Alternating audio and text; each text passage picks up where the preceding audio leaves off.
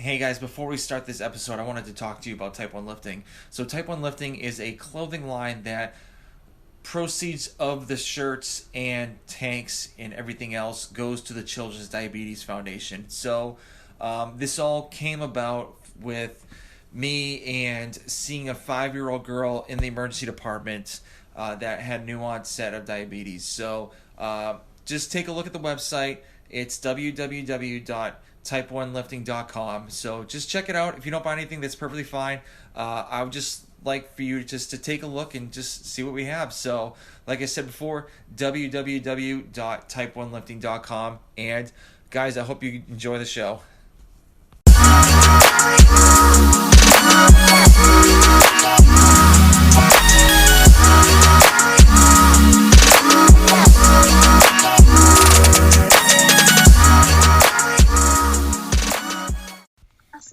What's going on, everybody? Welcome to another episode of the Type 1 Lifting Podcast. I have a great guest from way out west. Her name is Malena Alexandra. How you doing? Good. How are you? Not bad. Thank you for actually taking the time for doing this. I really do appreciate this. Thank you for having me. I appreciate it. So this is another Instagram link up, pretty much, like connection. Yep. So Yep.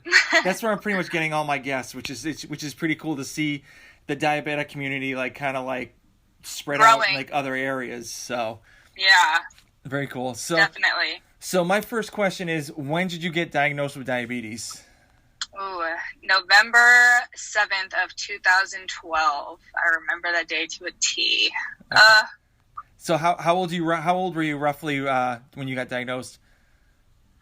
I think I was 19. Okay. 19?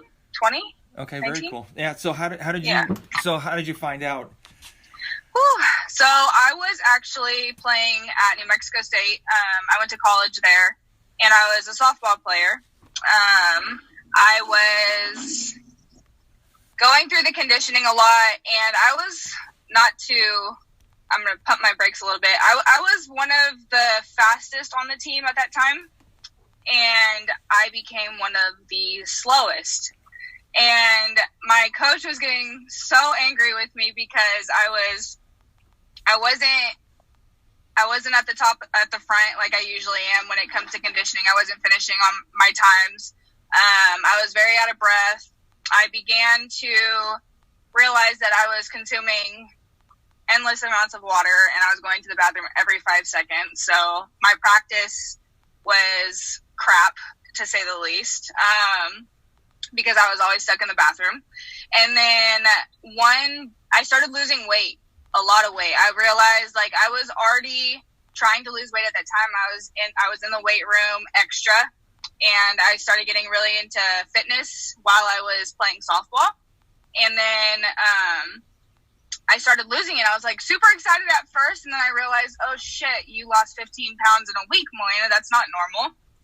And then my eyesight started going. I couldn't see my coach at the end of the field. I couldn't hit the ball to save my life. And one day my eyesight got so bad, it was just blurred anywhere. Anytime I just opened my eyes, it was just blurred. And I couldn't see the board in class, long distance, short distance, whatever. So I went to go get glasses. And my friend at the time was actually doing a presentation on type 1 diabetes. And she said, Malena, have you ever been checked for type 1 diabetes? Have you gotten your blood sugar checked? I said, what? What is that? Because they don't check you unless you ask. Or they used to not check you unless you asked. It was never something that they required for any doctor's appointment checkups. So I went into the healthcare center there, and they were like, your blood sugar is at 560. You should be in a coma right now. And I'm like, what is a blood sugar? And what do you mean I should be in a coma? I'm freaking out because I knew nothing about diabetes. And they rushed me to the hospital right away. I was hospitalized for about 2 days. My mom flew down that night that I was diagnosed. And oh gosh, it was insane. Yeah. I knew nothing. Mm-hmm. I knew absolutely nothing. So it was a whole new world for me. Yeah. So did your family know anything about type 1 diabetes at all, or is it kind of like a whole? My grandmother. It was a whole new thing for everybody. My grandmother is a type 2.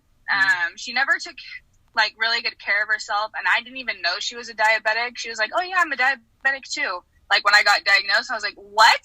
So they knew about that, but they didn't know about type 1. They knew what it was, but it was not a thing in my family. Yeah, same here. I'm like the only one in my family that got it, and I got it super, super late in life, like at 35. So, wow. Yeah. So wow. You're 35? Or you're older than 35? I'm actually 40. No way. Yep. Wow. Good for you. Thank you. You look great. Appreciate it. So when you got diagnosed, so how did that, change with your coaches and your friends in college life, through New Mexico State? They were worried. They didn't know what to do with me. They were like, "Can you even play anymore?" I really went through. My coaches were basically my parents in college at that point because I was so far away. Mm-hmm. So they did everything in their power to make sure that I was healthy.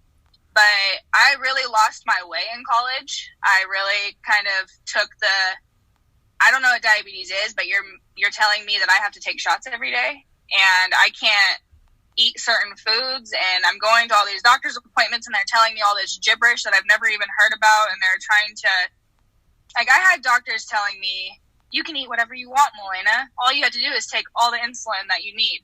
And I'm like, okay, what does that even mean? That's not true.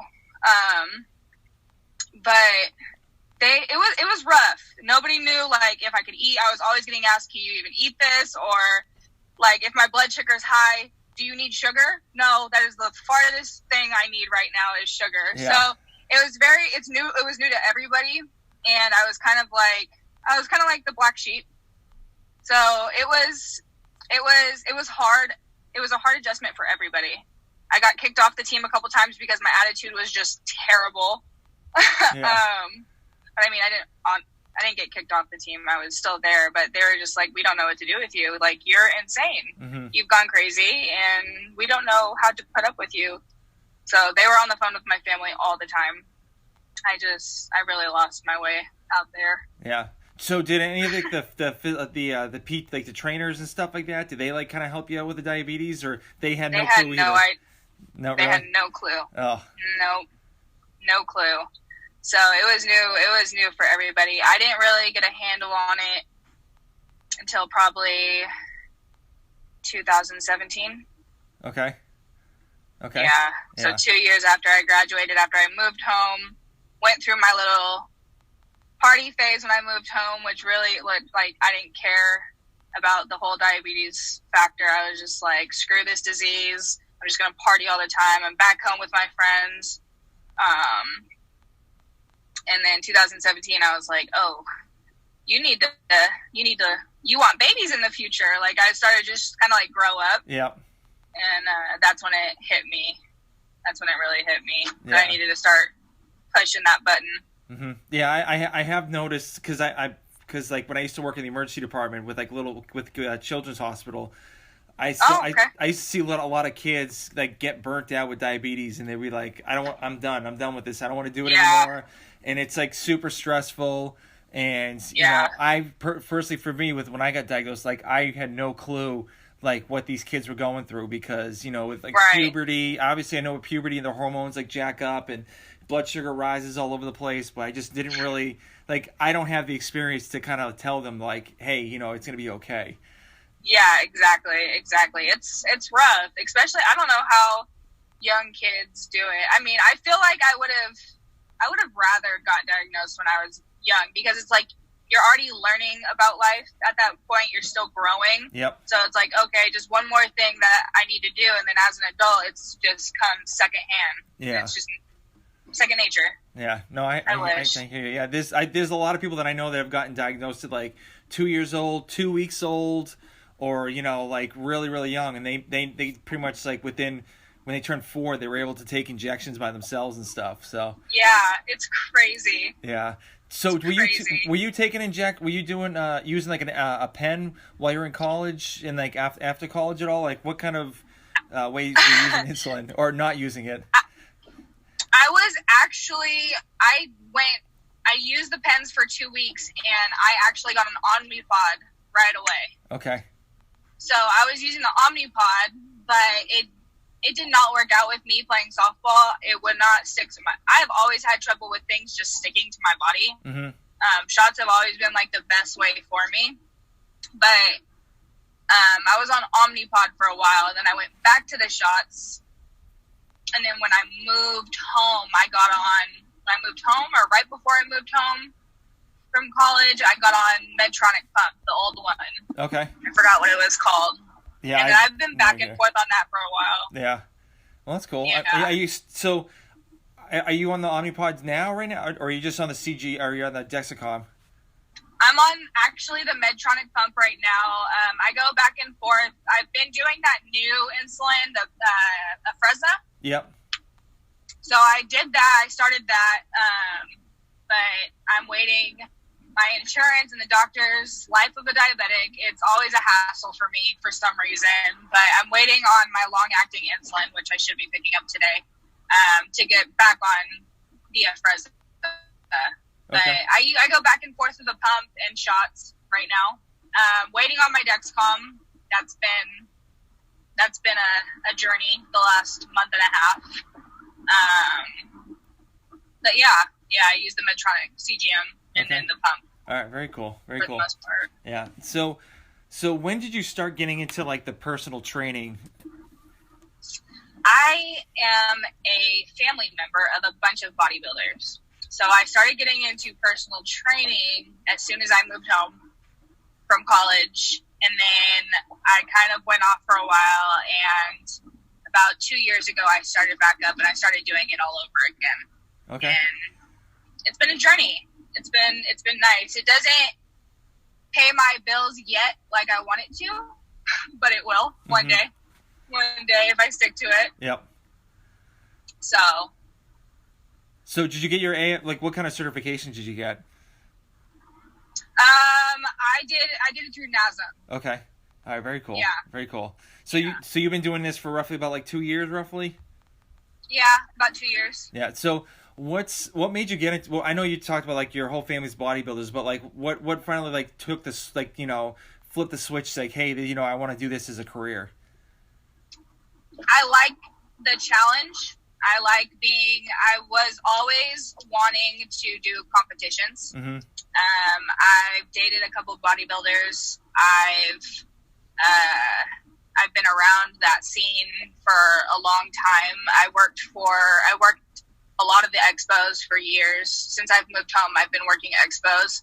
And I just like the challenge of just seeing what I can do with my body. Yep. Especially having diabetes, because it's hard to be in the fitness world and kind of get where you want.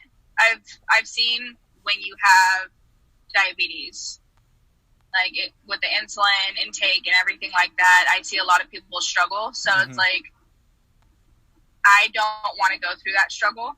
I like what I can do with my body, and I think that's motivation for me. Yeah. Like, I like where I'm at. I like to do what I do and be an inspiration for other people, because it can happen.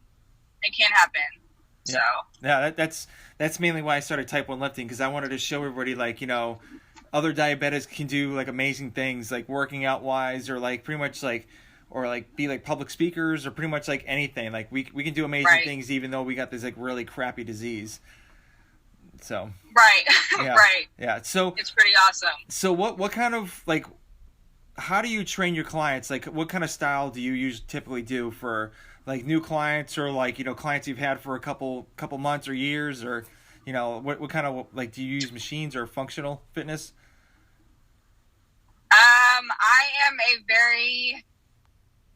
I love just the weightlifting aspect of it. Mm-hmm. I'm not a big cardio person myself, but it depends on the person. It depends on their body type and what they're looking for. I love HIIT training. So I love doing a lot of supersets. I love doing I don't like cardio machines. I hate them. Yeah, I'm more not a than big fan of them anything. either. So I try to step outside of that and get your cardio in with weight training, or like in the middle of weight training, I'll have you do different HIIT exercises. But that's my style of training. It's always worked for me, and it's worked for my clients. Okay, very cool. Very cool. So yeah. Do you have any success stories that you've had at all with your clients? I have a couple, actually. I have one girl who was in the Army, and she actually lost 20 pounds within a year, and that she couldn't lose weight to save her life. Mm-hmm. She struggled for years. She went from coach to coach, and the fact that it happened with me, and then being away in the Army, it was never like everything's all over the place, her schedule, her sleep. It was really nice to see that she actually got what she wanted out of working with me. Mm-hmm. And then a girl that I'm actually still training now, she's one of my favorites. She works her ass off, and she's losing weight. She travels the world, and she's losing weight that she wants to, and she's actually now building her muscle up. And she's always been like this string bean. Yep. And I love it so much because those are the hardest to like build muscle, mm-hmm. because it's like you really have to watch what you're eating. But she's incredible. She's gained probably a good 10 pounds of muscle already. Good for her. Good for her. That's awesome. So it's freaking fantastic. Yeah, I love those clients where like you can literally throw them the kitchen sink and they'll just like suck it up and do it. And like, right. It's amazing. And like, they don't. I wish everybody was like that. Yeah, exactly. But like, it's amazing because like they don't think they can do it, but like they just absolutely kill it. And like, it's like, where did this come from? This is like amazing. Right. So I actually, right. I want a great example. I had a girl that lost like 50 pounds, and I literally, you ever heard of Murph? No. It's like a 1 mile run, 100 push-ups, 100 pull-ups, 200 push-ups, and 300 air squats, and you run a mile after that. And so I kind of like did a half Murph on her, and we did like kind of like, we didn't do it like all the way through. We did like, one pull-up, 2 push-ups, 3 air squats, and then kind of like did that like for 15 rounds. And oh my gosh, she was an absolute savage. She just literally, her break was, she stood up and said, "Okay, let's go." And I was like, whoa, yes. where did this come from? And it was that's awesome. It was amazing. And I was teaching her how to do like Olympic weightlifting too, where she's just was obsessed with it. So it was awesome. Yes. So yeah, I love those kind of stories where like, they lose a lot of weight and they feel like great about themselves, or like, like for yourself, like your client that's like a string bean and is a hard gainer, and so she's gaining weight. I love those stories. It's so cool. It's so much. It makes it easy too, and it's like they want it as bad as you want it. Yeah, exactly. It's very hard to get clients like that. I've gotten a lot of clients who are they want it, but it's so hard to keep them in it. Yeah. And gosh, when I get one that just wants it 1,000 more times more than I do, I'm like, yes, because I'm so into it. Mm-hmm. I'm like, okay, you want it? Let's go. Let's do it. And I push. And it's incredible. Awesome. It's a great feeling. Yeah, definitely. As a coach. Yeah. So, how do you get your clients to buy into what you're teaching them? I'm a 110% in. So I think I'm a hard ass, and I push, but I'm like in their ear. I'm constantly talking to them. I play my part as a coach, and I want it just as like how I want it for myself. I want it for them, and it shows through my work. It shows through my energy, and I believe that's what keeps them into it. Okay. Because if they're like, okay, well, if they want it as much as I want it for myself, then I want to be here too. Like, I want to be here doing all of it, you know? Yeah. So. Awesome. Very cool. So what in your mind do you think is, what in your mind do you think that makes a great personal trainer?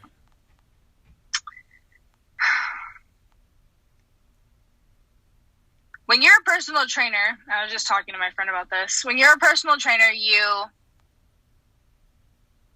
your time is their time, right? So you have to be 110% in, and you have to have that same energy every single day, every single second that you're with them. Yep. And you can't alter it. And if you bring that and you have that personality and you have that energy and you have that drive as a coach for yourself and for everybody else, then you will become the best personal trainer and the best version of yourself that you can. And I think you just can't alter that. Like, you can't step away from that. Yeah. That mindset, that mentality.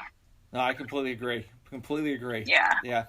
So do you have any, like, so my last person I interviewed, we were talking about cues and like what kind of cues do you get your clients like to remember things? So do you have any like special cues you like to talk about at all, just so they can remember, like, you know, a certain movement or whatnot?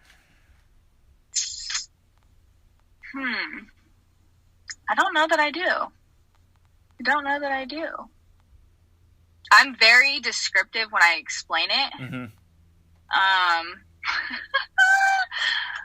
I kind of fill them out. I'm very outgoing. I'm very, very outgoing. I'm very out there. So there's a couple cues that I don't think I should say on here, that I use for like certain back exercises or leg exercises. Yeah. There's a couple though that I can think of at the top of my head. I don't think that they're very appropriate. Okay. But it's just, I have to fill that person out to see what their energy's like or what their personality is like, and then I will. Yeah. I will tell them that. Yeah, one of the ones I use, and this was in the last episode, but I do. It's called the Miley Cyrus, where they're doing like, where they, how she twerks. That means to push your butt back out, so you can show that's the a world. good one. So yeah, so like one of those. Okay. So that's a couple that I use, and the other ones are in the other episode, so I don't want to repeat it again. So so. What kind of clients do you typically have? Do you have like from like a broad range from like, really young kids to older kids, or like what is it? I do. Yeah. I do. I work in a gym where I work with some very younger athletes. But I also do my age, and I have a couple older clients as well. Mostly weight loss clients. Yep. But there are a couple that just want to strictly build muscle. They have the body, they have that physique. They just have to build that muscle and lift those weights. Okay, very cool. Kind of hard during quarantine, I will say that. Yeah. But we get it done. Yeah. We get it done. So actually that was I was going to go into that. So how do you manage with quarantine and like training your clients? Do you do like a lot of like online stuff now, or Zoom? Oh, Zoom. Okay. Yep. Very cool. A lot of Zoom. There's a couple clients that don't really care. So, everyone has their own opinion on what they should be doing right now and how they should be. I do practice. I will wear a mask, but around my clients, we keep our distance. And I'll go to their house early in the morning or late at night when it's not too hot, and we'll work at the house. Yeah. And we'll do that. Okay. But that's only very few. Not many. Most of them is Zoom. Yeah. So do you help supply the weights, or do they have them already? Both. Yeah. Both. A lot of my clients, I have an online store, so a lot of my clients actually bought from my store before when quarantine started, and they got those weights or the bands. And then I also have a few weights myself that they may not have, because weights were a hard thing to get during quarantine, because everyone's like, oh, something's about to happen, I'm going to stock up. Yeah. So, Yeah. I provide some of the weights as well. All right, very cool. So are you thinking of going mainly like online now, or do you still want to do like in person? Write programs and everything for like like a 30-day challenge or something like that. I never used to like in-person training. Mm-hmm. I will be so honest with you. I never used to like it because I found the younger version of me. I was always getting clients who would say they wanted something so bad and then they wouldn't work for it. Yep. Right? Mm-hmm. So I'm like, okay, so should I stop wasting my time? Or like, because this is my time too. I need to be here. I want to make good use of your money and also both of our times. So I actually took everything and I did it online for a long time. And then I found my client that just works her ass off. Mm-hmm. And we've been working and I started to get more in-person training and I actually really enjoy it. Mm-hmm. Yeah. I actually really enjoy it. So I'm going to start doing group classes at my gym now that I have. I just started working at this gym and we're going to start doing group training, which is going to be super fun. So I'm excited for that. Awesome. I'm excited. One of my buddies that I used to be a personal trainer with, with my gym, if the client doesn't show up, you don't get paid. Even if they were like 6 hours, like if they really quick, they said, "Oh, I can't make it." You can charge them, but typically you don't. So he had this idea of, on Sunday at this hour, you can come in here. We'll do a group fitness class for the people whoever missed their sessions, and you could work out like for that hour and make it up. Oh, that's awesome. Yeah, and so they would do like a huge group class just with like all the people that missed like a day or wanted to do an extra day that week. So I thought it was pretty interesting. But that's awesome. Me with kids and a wife. It's hard. Yeah, it's hard. So yeah. And that's hard. And one thing for me is with personal training, it's not for, especially working down there, it's not really stable. Yeah. So it's like you have to rely on your clients, and that's what I had a hard time with, and I needed something more stable, with the family. So that's why I had to leave personal training and go to a 9-to-5 job. So, but I still talk to clients and stuff like that and shoot the breeze with them and just see what they're doing, and I write programs for them too. So you're doing online then now too? Yeah, quasi online. I'm trying to build more clientele in doing it. So it's just, who wants to do it? If they want to do it, I'll definitely give them something. So right on, good for you. Yeah. I like that. Yeah, I mean, I personally, for me, I think online is going to be the way to go, especially with the whole Corona thing. So. Yeah. So that's why I'm trying to persuade every single personal trainer that I know. I'm like, hey, you need to go online, or you need to do this, and so that's a lot of clients I actually found really love the Zoom, because they can watch themselves while they're. Yeah. That's what they tell me. They're like, I actually really like the Zoom because I can see myself while I work out with you. I'm like, okay, interesting. Yeah. I mean, I'm not a big fan of looking at myself working out, but I mean, it's pretty much up to them. So hey, that's all. Yeah, good. I mean, if they like it, whatever. Yeah, perfect. So you said you had a store earlier. Actually, I did check it out. So how did that come about, and like how did you manage like getting like the product and stuff? Yeah, so my cousin has actually been doing business like that for 6 years now. Okay. And he's in the Air Force, and he's based over in Colorado right now. And so him and his friend, he's a pilot, they do it on the side, and they've been doing it. They make really great money with it. So they're like, Malena, we want to expand. Did you want to have a fitness store?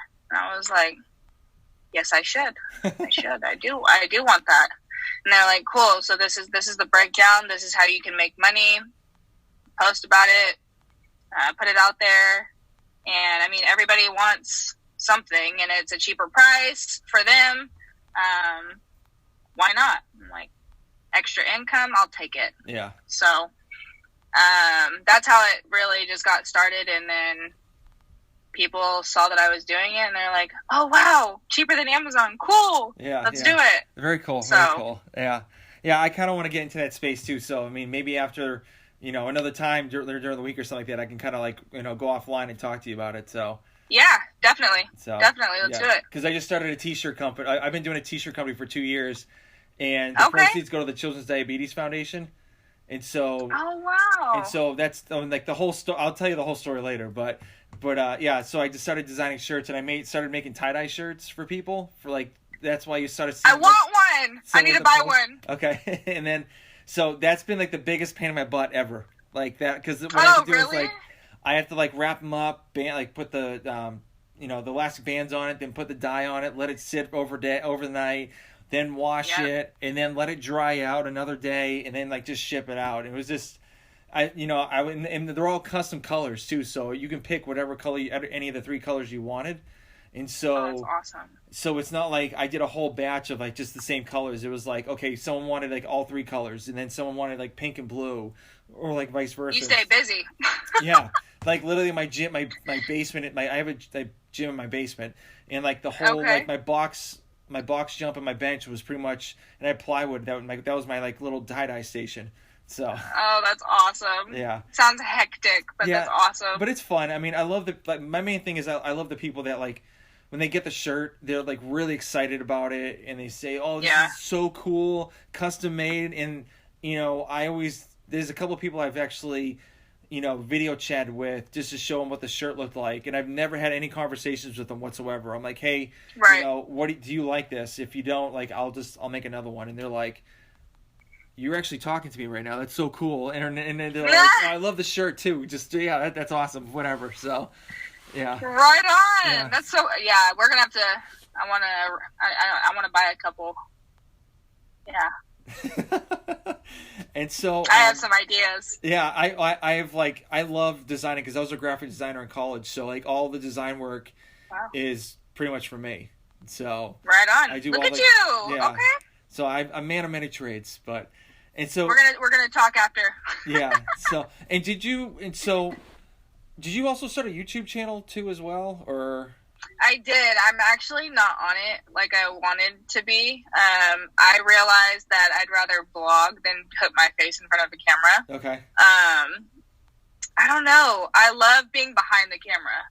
I love being the person videoing or taking pictures, but in front of the camera, it was a little bit hard for me. It was rough. Mm-hmm. It was rough. So I started a blog instead. And then I've been doing that. Have you been getting a lot of traction with that at all, or? More traction than I thought. Really? Yeah. It's still building, but more traction than I thought. I realized people like to know about my life more than my diabetes, but it's pretty great. Yeah. It's pretty great. That's cool. So how many blogs do you do like one a week, or like one every couple weeks, or? I was doing to start 2 a week, and then it got down to 1 a week, and now I'm like, okay, when I can sit down and really get my thoughts together, I'm gonna write. Yeah. Type of deal. It's been hard because of the training before and after work, and then I do have my 8 to 4:30 job, or like 8 to 5. Yeah. So I've been pretty busy, mm-hmm. trying to just keep up with everything. So when I really get to sit down and write, it's maybe once every 2 weeks now. Yeah. I mean, at least it's kind of consistent every 2 weeks. Yeah. I mean, it's something. So. Yeah. Very cool. And so, also you have your Instagram account too, which you have a very big, decent following too. It's a lot more than me. So, but so how did you get to like where you are with followers that way? I connect with a lot of people. I'm so vocal on Instagram. I like showing people my life, and people like seeing. If you look at everybody on Instagram, most people they have a huge following, they show their entire life. Mm-hmm. They are very vocal all the time. They show their entire life. And like I said, I'm not big on like putting my face in front of the camera. But so like for my stories, it's hard for me to like go on there and talk. Yeah. I'm not big on that. So I did it today. I'm kind of trying to a little bit, but I realized that people really, during quarantine, people are like, okay, I really want to focus on my fitness. Yeah. Right. So every day I was posting, every day I was like, okay, I'm going to post my videos. And honestly, during quarantine is when I gained my following. Okay. They like the videos. They like the whole fitness aspect of it. So I try and put that in there. And then I also try and put my blog in there too. And people like my writing. Mm-hmm. So, quarantine. Yeah. Quarantine saved my life. Yeah. I'm just kidding. No, but it brought a lot of traction to my profile. Okay, just very being cool. very consistent, being on there all the time, posting every day. You get on the explore page, more people see it. That's what I've noticed. Yeah. So do you post do you post once a day, and then like you do how many stories do you typically do in a day as well? Is it kind of like vary, or? It just varies. Varies on my day. Varies how I feel. Varies if I even have the time. Yeah. But I try to post whenever I have some free time. I'll get on Instagram and I'll post. People are like, "How are you on Instagram all the time?" I'm like, I have to be. Like, I'm trying to gain a business out of it. So it's like that's my business to me. In my eyes, that's my business. Mm-hmm. So yeah, I mean it's hard, especially for being so busy, and like you just have like you get like it's 5 minutes for a post, or if you do like a long-winded post, especially for me, like my wife has to proofread it because I can't write for crap. So she's like, Jesus, this is the worst post. Like I have to rewrite everything. But anyway, so, oh my gosh. So we're posting that, and then like my stories, like I want to get more in my stories, but it's like. I try, but it's hard because it's just like I don't want to just post random stuff. I do like sometimes I do like a sock of the day because I'm like addicted to socks, and I'll just like start talking or like post about like podcasts of like of the guests of this week, and then like it kind of like dies off at the end of the week because I'm just like I don't really drained from the week. Yeah, exactly, and I don't want to be posting during my like when I'm working. And like my supervisors are like, what is this? Hello. Yeah. You're at your job. Right. So, and it's like you're supposed to put like supposedly supposed to do a story like morning, afternoon and evening, but it's like I really can't do the middle or the evening because, I'm either cooking dinner or putting the kids to bed. And so exactly. Yeah. You got to make time for everything. It feels like it's so difficult. Yeah. It's difficult. So how do you manage? Like posting social media, the store, personal training, and your other job with your training? I just wing it. I'll be so honest with you. I literally wing it. I know what times for me that people like to look at my profile. It's like 8 in the morning or at noon, literally at 12 or 9 o'clock at night. Yeah. So I'll choose one of those three to make a post. Okay. Blogging, like I said, it happens when it happens. The store, it kind of works for itself. Okay. So if people are on my page, I post about it, they go to my store. It's in my profile. My training, I make that a priority. I'll not sleep in order to get my training in. Mm-hmm. And my clients, planning, I just have a planner. I have a planner now. I've never been a planner person. I don't do the whole calendar in your phone thing because I swear, even if it pops up on my phone, I swipe it up and I never look at it. Same here. So I have to write it down in order to remember it. And I keep that planner on me all the time now. I have highlighters that I highlight all my stuff. I write it all down. I'm like, okay, this is when this is going to happen. This is when I'm training this person. So that actually has saved me tremendously, I will be honest, because I can get all over the place and I'll be like, oh shit, I forgot to do this, or I forgot to do this, but planning it out, but I wing it. I'll take on as many clients as I need to, and I'll just put it in my planner. Okay, this person's there. So yeah, a planner. Yeah, that was a long-winded answer. No, that was good. That was good. I know I've tried planners, and I can't do it. Like they're like literally just stay in my bag and just don't leave. So, right. So it's like, and I don't know if it's from the diabetes or whatnot, but I'm like getting more and more forgetful, or it could be my old age too. So, but like, same. it's like I don't know if it's the diabetes and like just like I'll remember like some random things, but then like the littlest things, like I'm supposed to get at the grocery store, it's like, oh my god, I forgot it. Or like, my wife's like, hey, can you like move your tie-dye t-shirts off the treadmill in the morning so I can go use the treadmill. And they'll still be there in the morning. Yeah, and she texts me. She's like, what are these t-shirts doing on here? And I was like, oh, I forgot. I'm so sorry. So sorry. So yeah, it's I'm trying to get better at, remembering things. I have like a little whiteboard on the refrigerator that kind of quasi helps me out, but not really.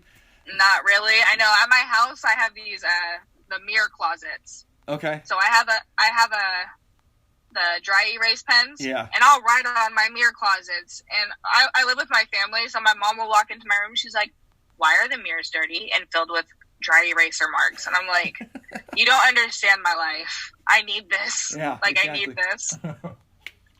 No, I completely understand. So, obviously you're pretty busy. And then, what do you have any goals like over this year or for next year that you want to like kind of like obtain at all? Because I know with Corona, everything's put on the back burner with everything, and I don't know over Europe. I don't know in California or any like in that West Coast if like it's getting worse or whatnot. So it's getting things are opening up. It's getting better. I keep hearing that it's going to get worse again, but I don't believe it. Goals as in what I'm going to do with my life, or you have a specific? All the above. All the above.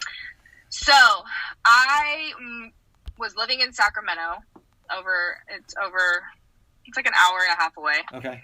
And I recently, the beginning of the year, December, I moved back. And my goal, I gave myself the year. I said, I'm going to be back on my own. I don't know. I don't care how I do it, but I'm going to be on my own by the end of December of 2020.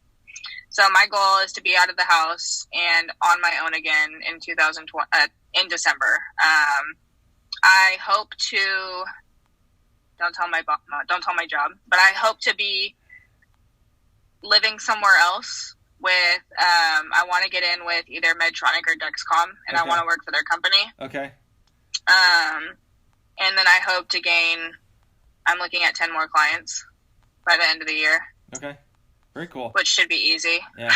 But I have a connection for Dexcom if you want. Like he's I just applied to them. Okay, yeah, we're gonna talk. Yeah, he's a rep. He used to go to the CrossFit gym I used to go to. He's a rep. So, and like I'll ask him if there's anything over there, if there's any like positions available. I'm looking in San Diego. I applied for San Diego. Okay, I will ask. So, I'll ask him. So.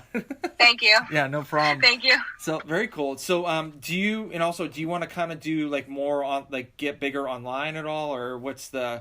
I do. My goal is honestly take everything online, because I want to move, and I want to wherever I do go, if I do get a job within the diabetes community, I do want to transfer that over into the fitness wherever I go. I want to bring that with me. I want to become a part of the diabetic community a lot more. I want to work with diabetics specifically. That's my plan, is to train diabetics. So we'll see how that goes. Very cool. Very cool. I love it. Yeah. I mean, like online, like there's so many diabetics online. It's amazing. It's crazy. Like in like when I first got diagnosed, I'd always ask questions for people, and they were like super helpful. They were more helpful than my doctor. Right. I've literally realized that doctors don't do anything for me. I have not had any help from doctors. It's sad. Yeah. It's pretty sad. In the last year, I've worked with 2 doctors who knew nothing about diabetes and were winging it with me. And I would ask for certain medications because I know what I need, and they're just like, "Oh, we don't think that's good for you." And I'm like, "What? You don't even know anything about diabetes." I actually have a doctor right now. I'm his one of 2 patients that is diabetic. That's insane. Right. That's crazy. But yeah. But the good thing about you getting the fitness area with diabetes, it's a very, very small niche. Yes. So Yes. very, very small. So yes. it's a good avenue to get into, especially like, you have two avenues. You have diabetes and fitness, so, Exactly. So I hope that can become a thing by the end of the year. I'm giving myself until December. And then if I don't have anybody, I'm literally leaving the country. And I'm going somewhere where there's diabetics everywhere. Diabetic Island? Yes. Yeah. Yes. Awesome. The UK, they have a lot of diabetics. I'm going to go there. Do they really? I think, yeah. Oh, I didn't know that. The UK and New York, actually. Interesting. I had no clue about that. Yeah. I wonder why. I don't know. Maybe it's the food. Maybe it's something in their food. Maybe. So, so we're getting close to the end, but I just a couple other questions. So, do you have do you have a favorite book that you like a fitness book, or or like pretty much any book you like to read, or like have read and want to to reread it again? Yes, I actually read it this last year and I finished it. I'm not a book reader. I will tell you that. I've never been into books. I've always hated reading. But an old friend of mine actually, he pressed me about reading all the time.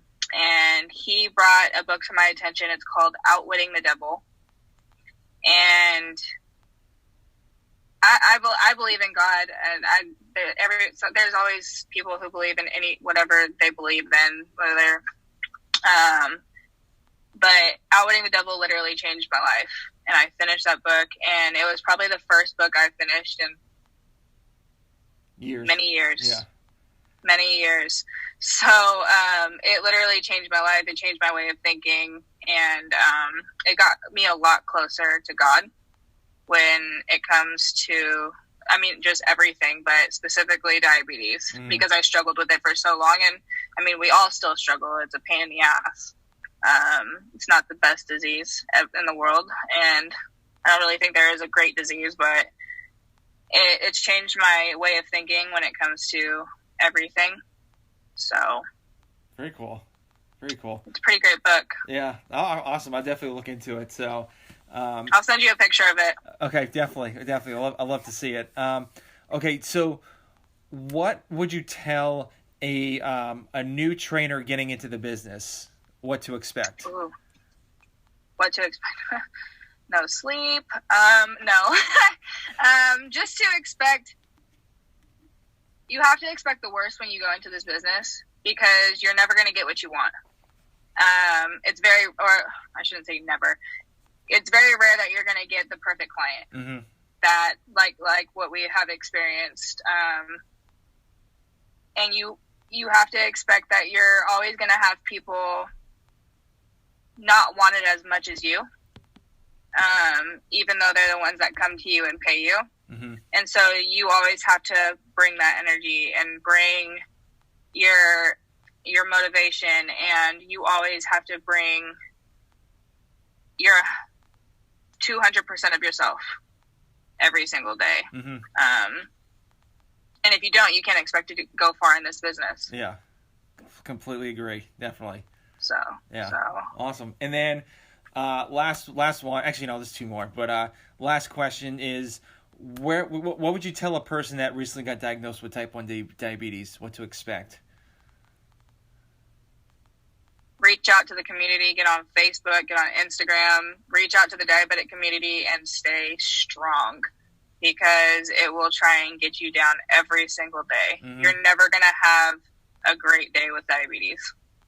You will never have a great day with diabetes. If you do, tell me what the heck you're doing. But I know everybody struggles every single day with either a low, or they're just not feeling that great, or something.